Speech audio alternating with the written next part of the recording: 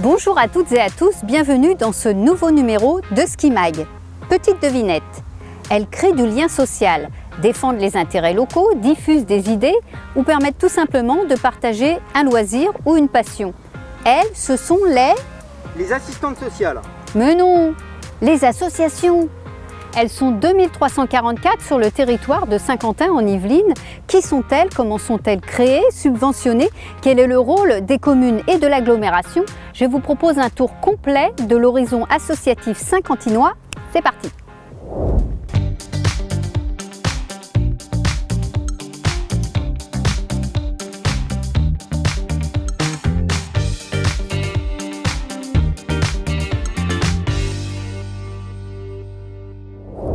C'est la rentrée, la reprise du travail, la rentrée scolaire. Les associations ont fait de même. Les forums se sont terminés ces jours-ci et nous y étions, à l'instar des Saint-Quentinoises et des Saint-Quentinois qui étaient nombreux à s'être déplacés.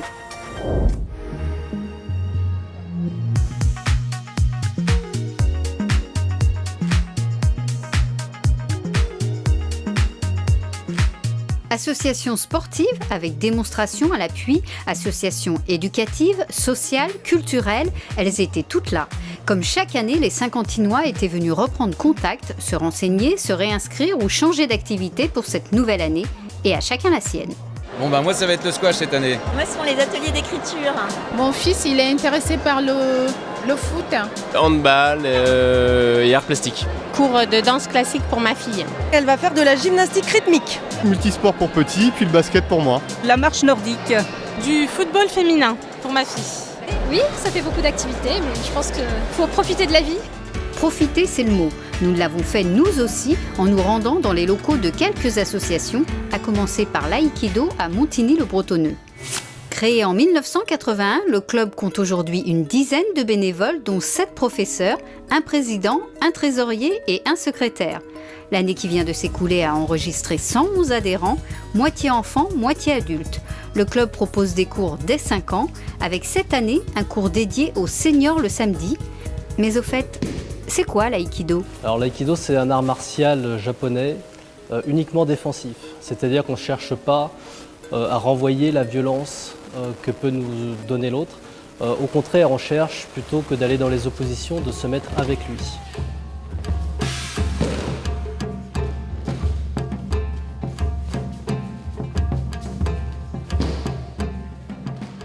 Un état d'esprit non violent qui se mêle parfaitement avec la vie de quartier, car la discipline vise à rassembler plutôt qu'à diviser. Pas question ici de former des guerriers ou un esprit de compétition, mais plutôt de réduire la violence avec un engagement de chaque instant. C'est quelque chose que je fais par passion, avec tout mon cœur, et qui donc prend du temps, comme tous les bénévoles dans les associations.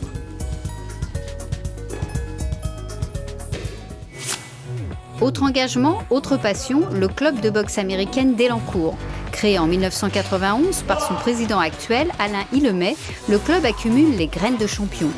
Avec plusieurs titres de champion de France et d'Europe à son actif, l'association jouit d'un joli palmarès. Ici, les poings et les pieds sont utilisés et les coups sont portés. Mais solidarité et rassemblement demeurent. Les jeunes qui arrivent tous les ans, c'est bien qu'il y a quelque chose qui les attire. Et c'est bien quand ils viennent comme ça tous les ans, qu'on ait 30, 40 personnes à pratiquer ce sport, même sans avoir de champion.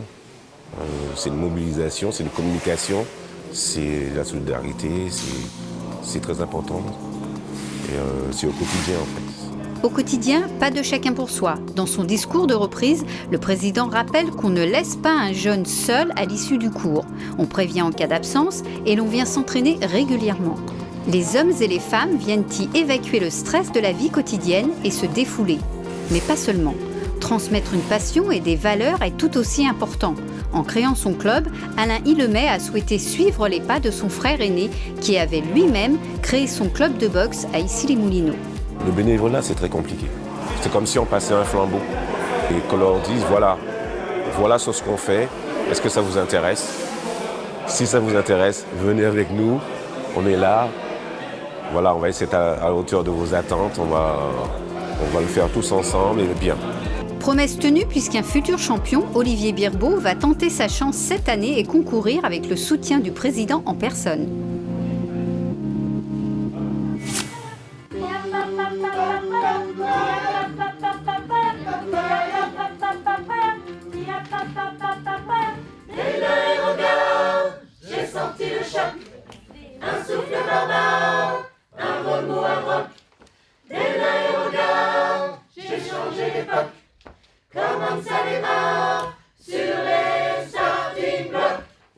Autre entraînement tout aussi intensif, celui du groupe vocal Imagine à la Maison des Chorales de Montigny-le-Bretonneux. Avec un petit échauffement pour commencer et dans la bonne humeur. À l'arrivée du chef de chœur, Marie-Flore Mahé, là, ça devient très sérieux. Tout le monde prend son cahier, interrogation surprise sur Nougat York. Et devant les nouveaux auditionnés qui feront peut-être prochainement partie du groupe. Marie-Flore Mahé donne le ton et impulse le rythme et l'énergie du chœur. L'association, lancée en 1995, compte environ 30 adhérents par an, pas plus. Équilibre de la chorale oblige. Une chorale qui se renouvelle chaque année. J'ai écouté plein de gens ce soir pour avoir un peu des nouvelles têtes dans le groupe. Alors il est important d'avoir des adhérents, un maximum d'adhérents qui viennent de Montigny. Ça pour la mairie c'est important. Il faut des gens qui chantent juste, qui aient le sens du rythme. Ensuite, tout est question d'équilibre dans le groupe. En ce début de rentrée, sopranes, altiers, basses et ténors sont les bienvenus. Esprit chagrin, s'abstenir. Ici, on chante en rime et en rire. Tout le monde s'entend bien et tout le monde est heureux de venir chanter et de se retrouver. C'est vraiment un groupe très sympa.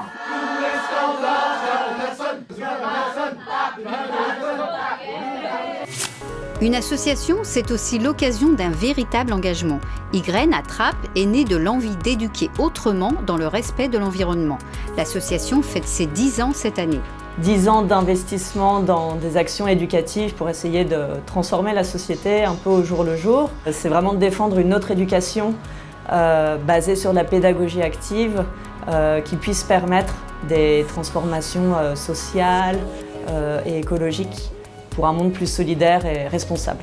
Ygraine accompagne les populations tout au long de l'année. L'association collabore également avec les mairies, les écoles et centres de loisirs, les enseignants, les syndicats de traitement d'ordures ménagères ou encore les entreprises.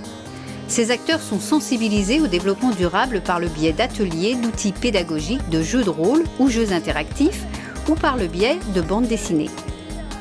Tri des déchets, qualité de l'air, qualité de l'eau, commerce équitable, les maîtres mots ici, réflexion et envie d'agir. On va chercher à donner des déclics aux gens pour leur donner cette envie d'agir par rapport à l'environnement. Mais au fait, comment les Saint-Quentinois agissent pour leur environnement? Nous sommes allés leur poser la question. Le tri déjà des déchets. Je ne jette pas n'importe où par ma fenêtre de voiture. Essayer d'économiser l'eau, l'électricité. On peut rouler en vélo. Aller à mon travail à pied plutôt qu'en voiture. Éduquer les jeunes pour qu'ils reprennent le flambeau. Pour éviter les pesticides, manger bio. Ygraine n'est pas une association comme les autres. D'association bénévole, elle est devenue créatrice d'emplois. Aujourd'hui, 20 personnes sont salariées sur l'antenne de Trappes. Et au total, c'est une trentaine de personnes qui travaillent pour Ygraine dans toute la France. S'ajoute à cela une centaine de bénévoles qui œuvrent pour la planète. Si vous souhaitez vous aussi vous impliquer, sachez que Ygraine, pour ses 10 ans, lancera une grande campagne pour la fin de l'année. Une campagne ponctuée d'événements et de surprises jusqu'à la fin de l'été 2017. Jusqu'à l'été 2017, justement, vous pourrez profiter de l'activité que vous vous êtes choisie en cette rentrée. Sportive, culturelle, environnementale, les associations de Saint-Quentin-en-Yvelines sont nombreuses et diverses et en constante évolution. Les 2344 associations sont implantées au sein des différents quartiers de l'agglomération et regroupent 40 000 bénévoles. Elles sont 22 dans le domaine culture et patrimoine, 20% dans le secteur social et logement, 14% œuvrent pour la société et la citoyenneté, 14% sont dans le sport, 11% dans les loisirs et tourisme, l'éducation, la formation et la recherche concentrent 9% des associations et elles sont 6% à agir pour l'économie et l'aide à l'emploi. Le tissu associatif saint-quentinois, riche de cette diversité, jouit d'une belle vitalité. Une vitalité renforcée par le soutien de l'agglomération qui, en 2015, a versé 3 770 000 € de subventions aux associations du territoire. Dans le même temps, plus de 180 créations ont vu le jour. 35 à Trappes, 28 à Plaisir, 24 à Guyancourt, 21 pour Montigny-le-Bretonneux et 15 à Villepreux. Un secteur qui ne connaît pas la crise et qui se trouve renforcé par le nouveau périmètre à 12 communes. Parmi les associations toutes neuves, il y a Plaisir du commerce, à Plaisir justement. Une association qui revêt un statut particulier puisqu'il s'agit d'une association de commerçants. Et d'ailleurs, ça sert à quoi une association de commerçants ? Je pense pour les droits de consommation. Pour lutter contre les loyers trop chers. Une association des commerçants, ça défend les commerçants. Trouver des solutions pour développer justement le commerce qui, à mon avis, subit malheureusement en ce moment une période un peu difficile. Bravo! En effet, le commerce de proximité est source de rayonnement économique. Il permet aussi de s'intégrer plus facilement à son quartier et à sa commune. Afin d'avoir une réponse plus détaillée, nous sommes allés à la rencontre d'Aurélien Lecluise, président de l'association en question. Donc déjà, le but, c'est que tous les commerçants se connaissent. Et après, le but, c'est de créer du flux dans nos commerces avec les habitants de Plaisir, tout simplement, et de leur faire connaître justement tous ces commerces et qu'ils puissent consommer plus à Plaisir et qu'ils n'aillent pas plus ailleurs et qu'ils restent chez nous. Pas simple à faire car la ville de Plaisir est la plus étendue des Yvelines. Pour cela, un chéquier commerçant va être mis en place. Ce chéquier permettra aux Plaisirois d'avoir des coupons de réduction dans leur commerce de proximité et aux commerçants de se faire connaître. Il y a plein de nouveaux habitants qui arrivent, qui ne savent pas tout ce qui se passe dans la ville. Passer par le commerce pour vraiment créer un lien, je pense que c'est vraiment une obligation et qu'on n'a pas le choix. Si on veut créer une ville dynamique, on n'a pas le choix de passer par une association. Créée il y a 1 an avec l'appui de la mairie de Plaisir, l'association regroupe aujourd'hui plus de 80 commerçants sur les 110 que compte la ville. Un vrai succès. Et déjà tant de projets à venir. Outre le chéquier, les commerçants envisagent de fêter Halloween, de décorer leurs vitrines à l'identique pour les fêtes de fin d'année, mais aussi de créer la fête du patrimoine des commerçants.